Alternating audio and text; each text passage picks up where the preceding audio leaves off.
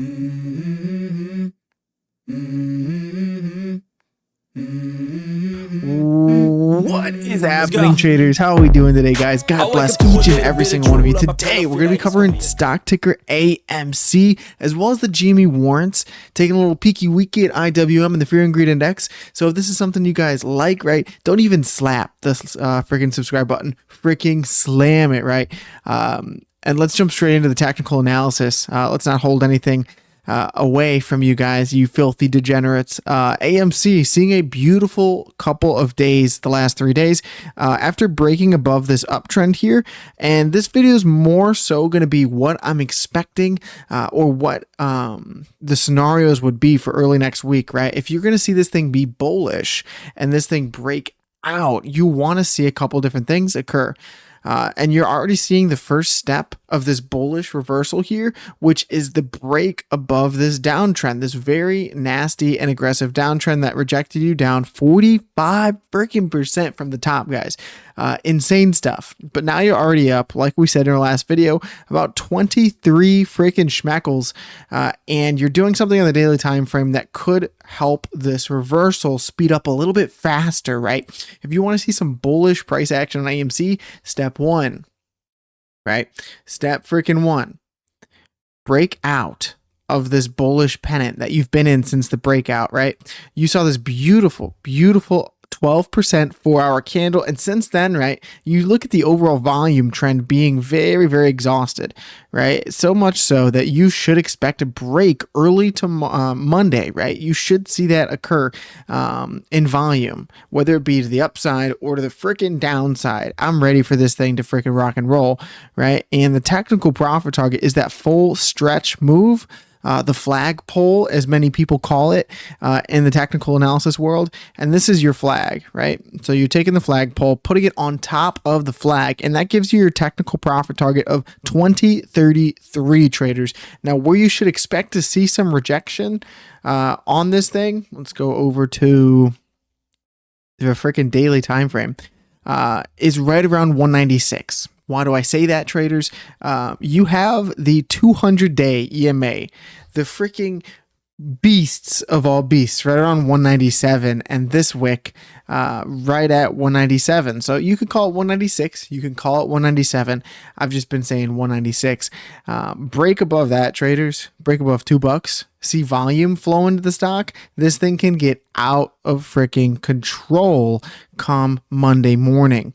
I'm also watching for this daily MACD cross potentially occurring, right? You see the last 1, 2, 3 trading days lessen in bearish momentum and volume. This is often a good sign for the bulls that the momentum is shifting in your favor, traders, and that this thing may look to go higher. Not only do you have this potential flagpole breakout up to 233 next week, but you also have, guys, the potential, and this is really going to be the telling sign for us whether or not you're going to see this move continue up or potentially retest 175 as you look out on the more macro picture here, and you see you're really just flipping old resistance as new support, right, traders? Say it with me. Old resistance as new freaking support. And that's a beautiful thing, right? That's not something that you should look down upon when you see the rejection, right? And then you flip it, support. This is oftentimes a beautiful bottoming signal in the stock. But what we're watching for, traders, is this little kiss right here on the RSI. The weekly time frame, traders, early next week will be decided, or at least tested, right? If you fail to hold these levels and this bullish move breaks down, you should expect to see the RSI band lost for the first time since all the way back here. And I don't want to do that, right? I don't think anyone wants to do that. Maybe Kenny Boy, but I am not interested in that 68% loss that happened the last time and the previous time to that, right? Not as dramatic, but still nasty nonetheless, right? You rejected it here.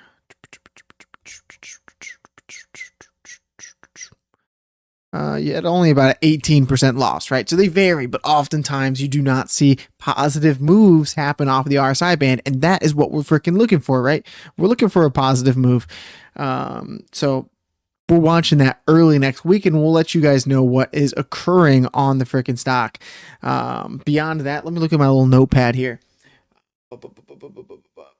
Oh yeah, gaps, right? So gaps on AMC, very, very important, right? And I can show you many, many different examples of gaps playing out here, but this gap at 273, guys, if you start to get a little out of control, right? You dip your toes into the sand that is what is this wick? 229, right? You dip your toes into that sand. It's going to become a possibility that you come all the way up here to 273 and fill this gap. And I want to show you a couple examples of when AMC has done exactly that, right? So even if you're just looking at the short-term time frame here, there's a strong possibility that you come up here and then you see another rejection. Let me show you an example, guys. Just stay with me, right? This is a great freaking example, right? Gap down, immediately gap back up, fill the gap, and then continue going. Another example, right? Look no further than your freaking demolish AMC ape conversion, and look at how this candle plays out, right? So gap down, almost come, you're teasing it, you gap down again, you gap down again, and then in one freaking candle, guys, fill the gap, fill the gap, fill the gap almost, and then you dump, right? And then look at all the gaps left still, right? This is why we're covering on this channel the fact that if you get back above 10 freaking schmeckles, guys, this thing can go absolutely parabolic and find these gaps. Looking at this is a great example from AMC, multiple actually, of where you gap up, test it, and then make the gap fill, come back, gap down, gap up, fill the gap down, right? You fill this gap almost perfectly both times, and then you come back, right? You gap up, you fill it, and then you go frickin' for a ride, right? All great examples. You also had it back in June, right? June of 2021, you had a serious gap up of 95% on the daily time frame, right? I missed that. Hopefully we get back there again. And then you come all the way back down, you fill it, and you find a nice bounce, right? It would not surprise me in the least, guys, if you come gap hunting early next week, right? And if you see IWM show some strength here, I'm going to try to be as bullish as I can and give you guys this scenario, right? Stay with me here. Fear and greed index, net neutral, pretty much perfectly, 49. Crypto, of course, we know is in fear, but the stock market is still net neutral, which I find fascinating, right? Because IWM is near all-time highs, still within this kind of triangular formation here, and the volume has exited the freaking chat on these red days, guys. And although it's bearish that you've lost the 9-day EMA, guys, look at how you lost this trend line and then reclaimed it right away. That for me is slightly bullish. And the fact that you're at net neutral here, only a few mere days away from the all-time high, in my opinion, means that you could run this back and see a couple green days put together. But it's all going to matter on what freaking happens with Iran, all this fundamental inflation news, right? There's going to be a lot of things that come to the markets that kind of affect our investment. And this is a big one of them, right? IWM having a green week next week will help dramatically to propel AMC to the upside. But those are kind of my key metrics that I'm watching for, right? The MACD, the RSI, and then the volume early next week. If you want to see this thing go freaking back to 273, right? So before we jump into the GME warrants, I want to say thank you guys. Each and every single one of you guys have been absolutely blowing up the like button, subscribing like crazy, and becoming members. So I just want to say thank you guys. None of this is possible without your support. So if you guys enjoy the AMC content, slap the subscribe button and let's get straight in to the GME warrants, right?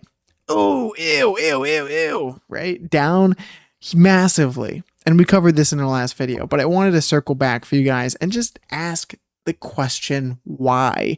Why are you down this much? Because I think it really does play a factor in the overall investment possibility here. Right, so GME warrants are down sharply because they are deeply out of the money, call-like instruments with only 3.5 months left until expiration. Right, so Grok here, AI, is pretty much saying the GME warrants are almost or equivocally valued as if it was an option. Right. Issued as a special dividend October 2025, one warrant per 10 shares, and then pretty much just goes time decay, high leverage, selling pressure from distribution, quick math. If Jimmy stays at $22, right, until expiration, warrants likely go near zero. They'd need GME well above 32 in a meaningful way, right? Far normal behavior for far out of the money warrant / options. Now, what is the possibility here, right? Because can Ryan Cohen extend the warrants? Yes, Ryan Cohen as CEO and GameStop's board can extend the Jimmy warrant expiration date. Warrants currently expire October 30th, 2026, right? So you have 3.5 months left to see what happens with these warrants. Potential context. Just going over Ryan Cohen's role as a CEO, why they might do it. Now, this is the fascinating part, right? If GME stays well below 32 near the expiration and management wants more time to raise the potential 1.9 billion in capital from exercises, an extension could be strategic. It benefits the company by keeping the capital raising option open. No guarantee, of course, right? As you see the stock down massively as this options pretty much date approaches in October of 2026. And one thing is for sure, if you are a freaking bettor, and I'm not that aggressive, right? I would say I would wait a little bit. Personally, I'm not a financial advisor, but there is the opportunity that it does get extended, right? So if you see price dramatically sell off here, dramatically over the last 37 days, down pretty much 50%, guys. And you want to take that bet that it will get extended because Ryan Cohen does not want to see a decent amount of his shareholders' value expire worthless. There is always that bet, right? You could say, I think that this thing has the opportunity to go from $2 all the way back if this gets extended like that, right? The rally would be insane. But of course, there's no guarantee that any of that happens, right? You have a lot of stuff on the table, a lot of meat on the table with this eBay acquisition. I'm sure that's where the majority of his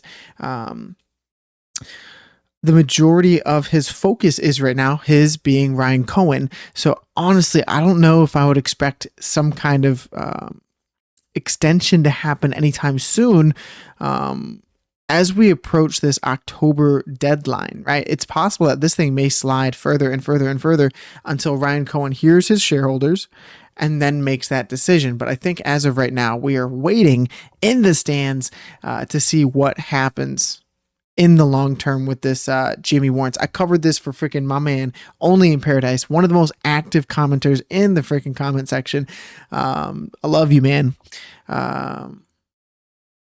Let's see.